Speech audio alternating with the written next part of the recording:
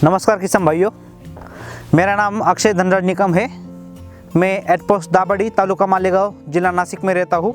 इस साल हमें ज़्यादा बारिश के कारण हमारी अंगूर की बाग अच्छी तरह से तैयार नहीं हो सकी, इसलिए हमने अब इसमें इंटरक्रॉपिंग शिमला मिर्ची लगाया है। शिमला मिर्ची हम हमेशा शेड नेट में लगाते हैं, लेकिन हमने ये नया ट्राई किया है। ये जो आशा वैरायटी है ये ओपन टेम्परेचर में चलती है, इसलिए हमने ये आशा वैरायटी का शिमला मिर्ची का प्लांटेशन किया है। ये शिमला मिर्ची हमने अंगूर के बगीचे में लगाई है, इसलिए हमें थोड़ा अंतर ज़्यादा लेना पड़ता है।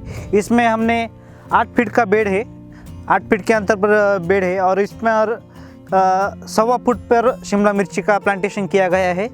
दरअसल ये शिमला मिर्ची जो फील्ड में लगाते हैं फार्मर, तो थोड़ा अंतर कम रहता है, लेकिन हमने अंगूर के बगीचे में इसको लगाया है। ये हम ज़्यादा मॉडिफाई नहीं कर सकते। ये जो शिमला मिर्ची है इसका वज़न हमेशा अच्छा रहता है। इसका एक मिर्ची का वज़न 100, 150, 200 ग्राम में रहता है। ये एक्सपोर्ट क्वालिटी के लिए बहुत अच्छी है।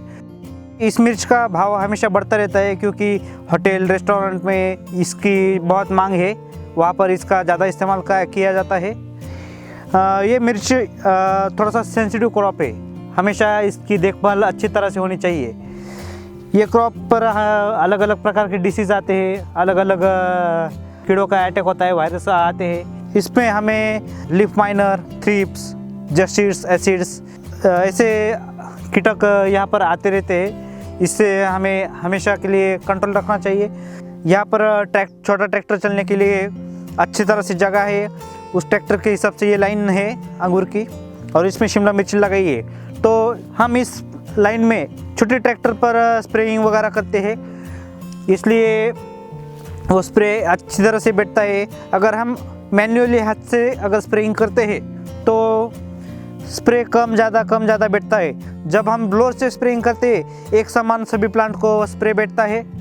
इसका प्लांटेशन हमने 25 सितंबर का किया है। इसका जो इनकम है 30 से 40 दिनों में इसका इनकम चालू हो जाता है। वो हमारी ज़मीन के ऊपर डिपेंड करता है, हमारी ज़मीन कैसी है।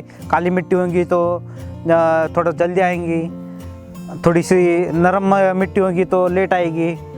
और मिट्टी में बहुत ही माइक्रोन्यूट्रिएंट, मिनरल्स वगैरह होने चाहिए, क्योंकि ये प्लांट ज़्यादा नाइट्रोजन पर चलता है।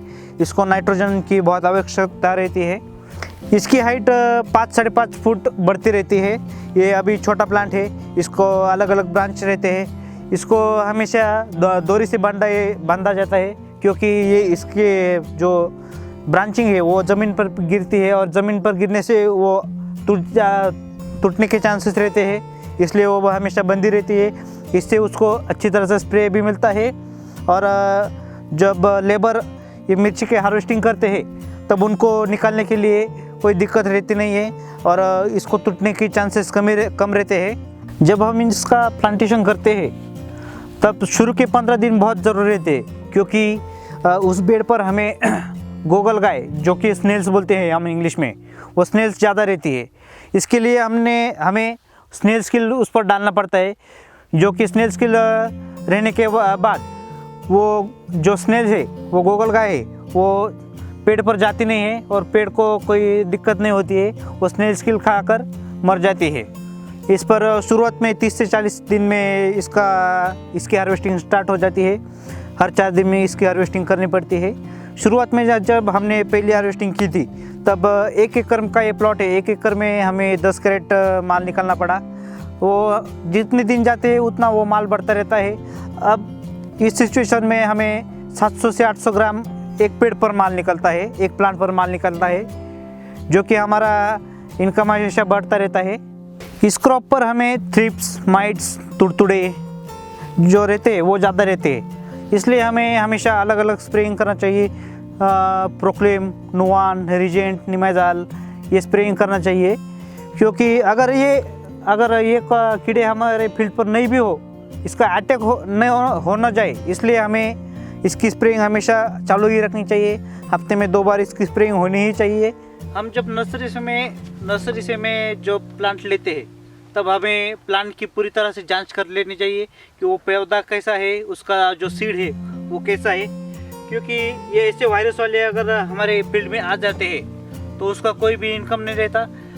ये जो पौधा हमने लगाए ये कुछ काम का नहीं है, इस पर ज़्यादा फल नहीं आएंगे और इसके पत्ते हमेशा अच्छी तरह से तैयार नहीं होंगे। आप इस पत्ते पर देख रहे होंगे कि इस पर जो सेल्स रहते हैं वो सेल्स तैयार ही हुए नहीं है। इसलिए हमेशा ऐसे पौधों को तैयार न होने दें और नर्सरी से में पूरी तरह से जांच कर लीजिए, क्योंकि ऐसे पौधे कुछ काम के नहीं आते, इससे हमारे इनकम का लॉस हो जाती है। और अगर हमारी देखभाल कम रही तो ऐसा वायरस आपके फील्ड में दूसरे क्रॉप पर भी जा सकता है, इसलिए हमेशा इसका अच्छी तरह से ध्यान रखना चाहिए।